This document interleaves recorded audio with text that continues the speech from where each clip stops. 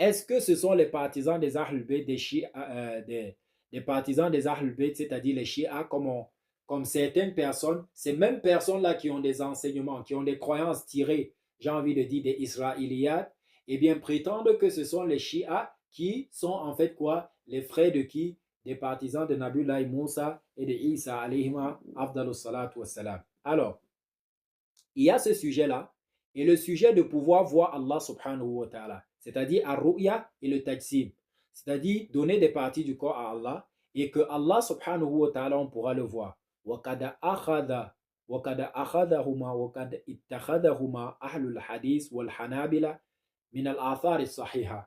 Alors, on a les Hanabila, c'est-à-dire les suiveurs de qui? De Ahmad bin Hanbal, les Hanbalites.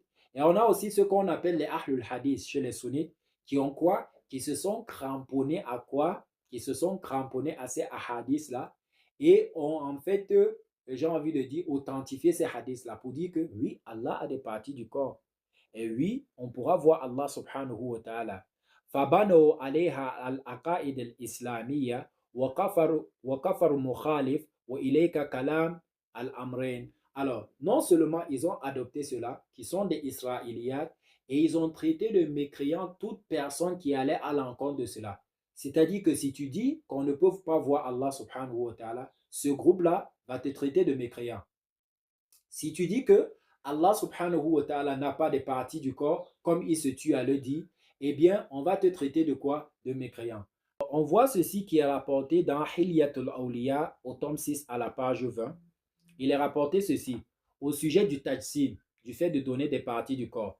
إن الأحاديث المنقولة عن ذلك الحبر اليهودي تعرب بوضوح عن أنه نشر بين الأمة الإسلامية فكرة التجسيم التي هي من عقائد اليهود. Alors il est clair quand on vérifie, quand on analyse, quand on lit en fait les riwayat ou alors les ahadiths que on rapporte en fait de ce Ka'b al-Ahbar là, il en ressort clairement que il propage en fait quoi le tajsim qui est une croyance, j'ai envie de dire des JUIF.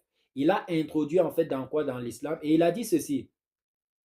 Inna Allah ta'ala nadhara إلى الأرض فقال إني واطئ على بعضك فاستعلت إليه الجبال وتضعضعت له صخرة فشكر لها ذلك فوضع عليها قدمه.